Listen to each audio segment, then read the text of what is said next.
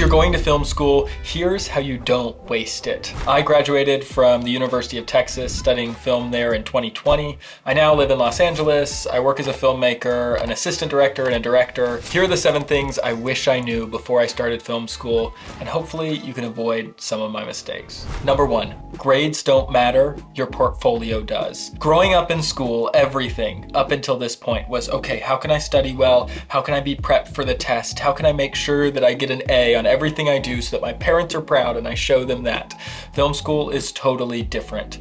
I actually spend a lot of time at the beginning of film school making sure that I tried to get great grades in each class. But here's the thing, film is relatively subjective. You can write great papers on film, you can spend a lot of time on all of that and still make terrible films. I spent way too much on what I thought the teacher would want to see and not creating films that I actually thought were cool. I actually got an A in every film class that I took, and I think that was a mistake. I spent so much time making sure I got good grades in each of the classes. And you know how often someone in the film industry here in Los Angeles has asked about my film school grades?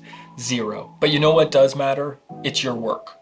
I spent too long working just to get to the point where I could get an A versus creating a piece that I was actually proud of that I could show on my portfolio. I remember in a couple of these 2D animation classes, I had done drawings that I knew would just get across the line and get an A, but they weren't good enough to actually show someone that, hey, this is something that I've mastered. Stop caring about grades and care about creating things and building up a portfolio that you can show to someone and say, hey, I know how to direct, I know how to animate, I know how to build out spreadsheets to produce your next film. Number 2, explore different roles. This is actually one of the things I did decently well in college. Depending on which film school you go to, there might be different paths that you can take. And I really enjoyed spending time on the roles that I hadn't had any experience with. I had done a decent bit with the cameras and filming and done that before, but I'd always wanted to explore 2D and 3D animation, but I didn't know how.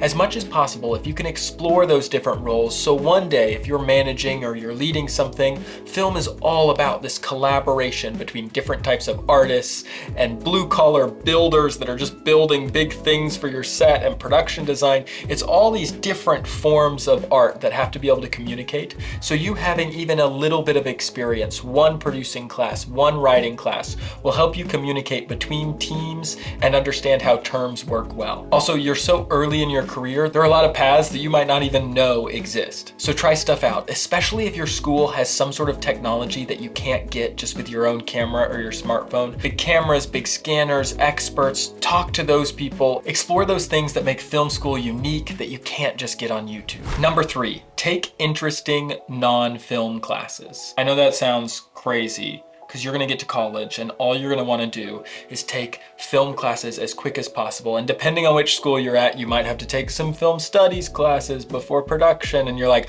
I just wanna get to the actual thing. Why do I have to keep taking core classes? But by taking different cores and electives that a lot of other people haven't taken, you get an interesting point of view. I spent over a year and a half studying ancient biblical Hebrew. And I was terrible at it. Why? Because I'm a film student. I don't know how any of this works, but this actually gives me a unique perspective. I spent a lot of time studying something other people didn't. And that's the exciting part about college. You can figure out ideas and debate them and interact with them and learn new things that maybe you would never learn before. But this has actually given me the opportunity to have conversations on documentaries and different pieces with people that I would have no general connection with. General knowledge in different categories makes you a more interesting filmmaker. If you've studied different languages, if you've studied different cultures, even spending time, oh, I'm in geology, this is going to actually inform how you create different art in the future. No matter what type of filmmaking you're in, general knowledge in different categories will be helpful. So instead of dreading those classes and feeling like, oh, all I want to do is production, think about, hey, maybe there's a way I can see filmmaking through what I'm studying in these other courses. Number 4, get on as many film sets as possible. Here's the thing, and the mistake that I made in college. I got on 3 film sets my entirety of college. And why was that? Well, I was involved in different clubs and different things that were awesome, and I'm really glad I did.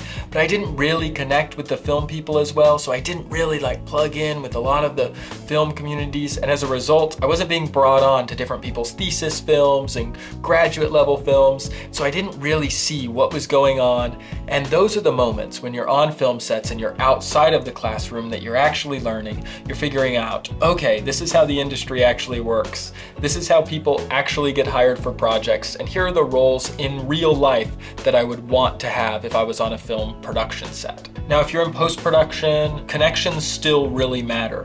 You working with directors consistently, you showing them, hey, I am able to edit your film. Hey, I'm able to do VFX on your film. That's super helpful because those directors are gonna go on to actually make something in the future, and they're gonna come back and hire you if you crushed it when working with them. Number 5, avoid debt if at all possible. The film industry is difficult, and I don't know what it will look like when you get a job once you graduate, and you really just don't want to be dealing with student loans. I spent a lot of time in college filming weddings, and I used that to help pay for college. As a result, I didn't get on as many film sets, and maybe if I could have done it differently, I would have filmed even fewer weddings, maybe charged a little bit more back then. Oh man. But those weddings gave me the opportunity to still experience film school without having to go into some sort of enormous debt once graduating. Number 6, ask yourself, why are you at film school? What are you trying to get out of it? Film schools are weird because at the same time they're teaching you technical skills, like how to push the right buttons, how to change the settings, and they're often trying to teach you at the same time artistic skills, what a beautiful frame looks like, what narrative storytelling is like, how different backgrounds affect you emotionally. They're dealing with both the artistic side and the technical side. And you might realize that you're better at one of those than the other. That's a great indicator on where in the film industry you want to be in the future. I'm someone that's right down the middle. I work as an assistant director, which still deals with some of the creative production, but I also spend a lot of time doing spreadsheets. I'm right in the middle of that world. Some people's roles, like producers, can be very, very technical. Some people's roles, like a DP or a director, can get very artistic. But just asking yourself that question of why am I here?